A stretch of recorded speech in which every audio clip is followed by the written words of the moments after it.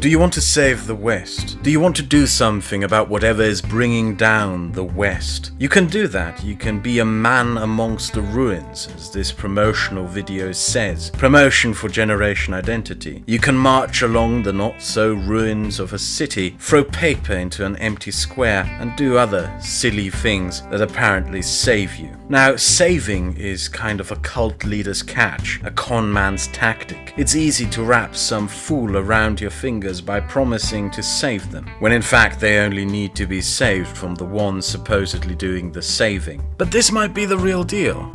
Look at how many popular online personalities and political commentators have so far embraced these saviors. Generation Identity takes care of its image, like no other far-right organization does. Sleek and stylish in its online presence, trying its best to imitate the sincerity and serious appearance of any political movement.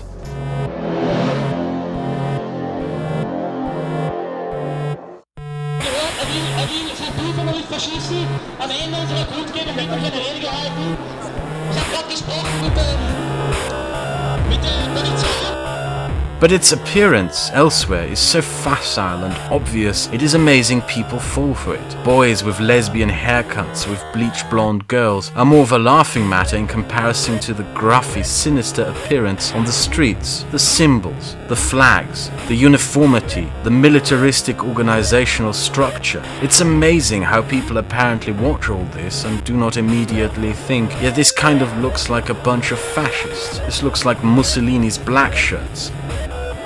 And despite all that, Generation Identity has managed to find a whole lot of people willing to lend them support. The left is the real problem. We have to oppose Islam together. We have to keep fighting the SJWs. I guess this might be due to the lip service paid by Generation Identity's leaders and mouthpieces to a supposed common set of democratic standards and values, constantly reassuring everyone in statement after statement that theirs is not an anti-democratic movement, but a movement operating within the limitations and boundaries of a free and democratic society. But how true is this? The underlying problem with Generation Identity, how it became this self-styled, merely conservative and traditionalist movement in the English-speaking sphere of politics and political commentary, is really simple. It's the fact that nobody outside of Germany bothers learning German, not even now that Generation Identity has been shown ties to recent terrorist attacks in New Zealand. This is a movement that has been around for almost a decade. There's an established record of its conduct, which happens though to be in French and German. The record shows exactly who they are, how they conduct themselves, and what their ultimate goals are. And nobody should be surprised by what happened in New Zealand and its ties to that organization. One of the founders and by far one of the biggest ideological influences of the identitarian movement is the far-right German commentator Götz Kubitschek, who wrote about their goals. Our goal is not to take part in the discourse, but to end it as a consensus, not to join a conversation, but a different language, not to stand in the parlor, but to end the party. And this spills it out. Black on white. There's no intention whatsoever to take part in the civilized discourse that makes our society what it is. There's zero intention whatsoever to actually take part in the democratic process, to be limited by its rules as are all participants within it, but to disrupt it and destroy it, to by all means necessary destroy the very things they use like makeup to proclaim to save. This is reflected in the activities and actions of this movement. They are not intended to start conversation. They are not intended as a participation within society, but as a gradual disruption and destruction of it. A short while ago in Germany, members of Generation Identity stormed a discussion hosted at a university. The narrative being clearly mapped out. These leftist academics didn't let us speak, therefore we are being censored. However, what happened was that the professors invited them onto the stage to take part in the debate. And this is where something very telling and revealing happened. Members of Generation Identity, present at the event and dressed up as security guards, play-acted kicking them out of the lecture hall while its members kept filming. There was an intention of being censored, or at the very least to pretend to be censored. They wanted to disrupt and at the same time artificially create a victim narrative with them at center stage. And most telling of all is that this was done during something that is essential to the functioning and conduct of a free society: debate, discourse, an exchange of ideas, the very foundation of how we decide to conduct ourselves within our society.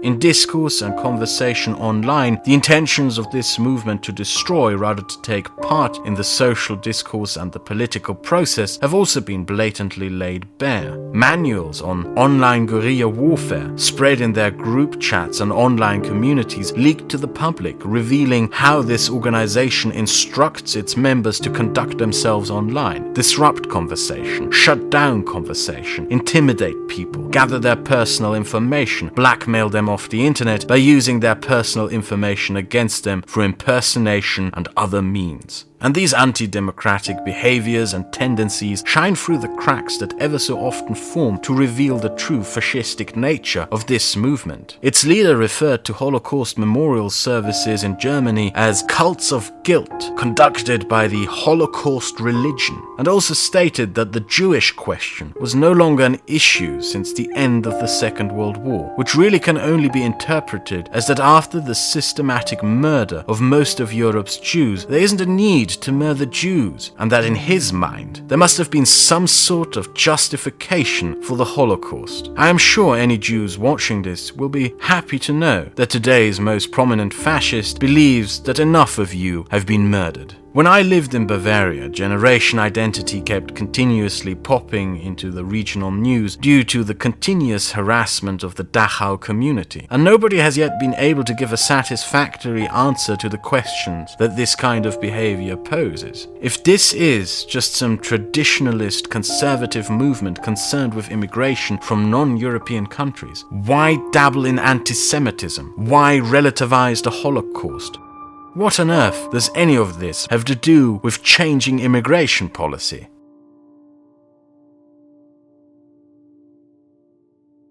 The cracks that reveal true intentions behind this movement are often opened by almost childish mistakes committed by leading members of this movement. People who organize protests and city cells have been caught attending Nazi skinhead marches, posted pictures of themselves wearing shirts of Nazi metal bands, attended fascist rallies in Italy, or even more embarrassingly posted images of house parties on their social media revealing a giant Nazi flag just casually hanging in the living room. Most people would say that what is represented with this flag goes against any semblance of democratic values and principles. Or maybe this is just a democratic swastika, a constitutional SS rune, and the free speech death's head.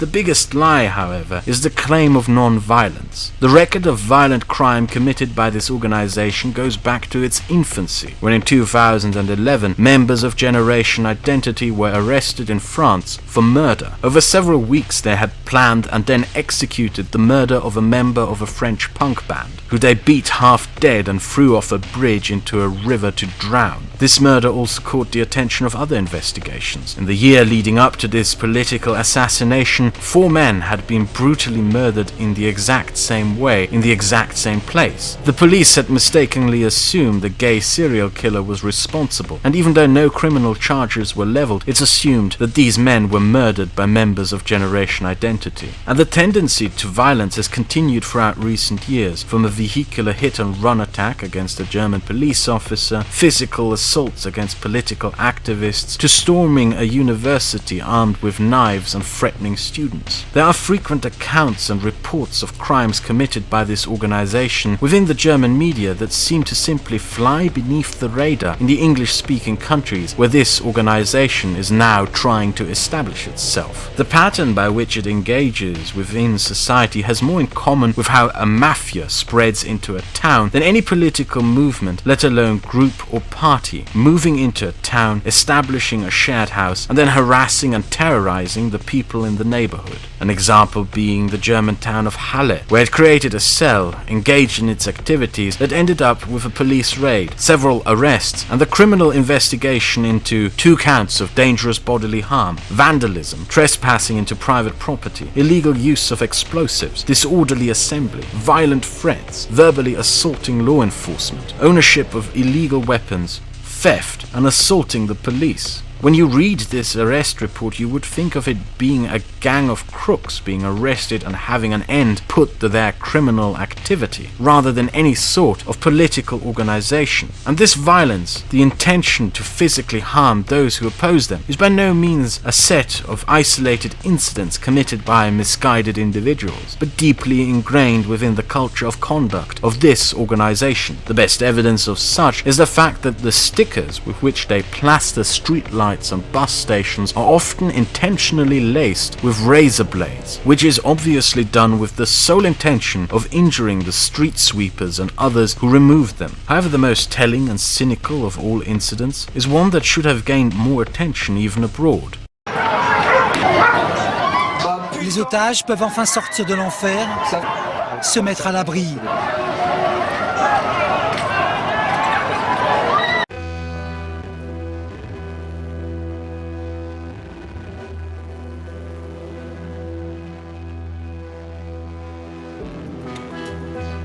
In 2015, after the Charlie Hebdo and Hypercacher terrorist attacks, a massive police investigation was conducted in Koulibaly, the French Islamist who had brutally murdered French Jews in a kosher supermarket. It soon became very clear that he must have planned his attack and bought the weapons for it in France. The investigation found that he had bought the weapons used in his attacks illegally from a member of Generation Identity. This revelation, the subsequent trial, and the 7-year prison sentence passed on him were widely covered in French and German media. There is irony and cynicism behind the fact that an organization that proclaims itself to be the savior of Europe and Western civilization from threats such as Islamic terrorism and positions itself as a vanguard of protecting people from that threat has in fact itself contributed to such an attack taking place in a European city. All of this draws an image of an organization that at its core is at the very least questionable, deeply dishonest about its intentions and goals, fascistic and even dangerous.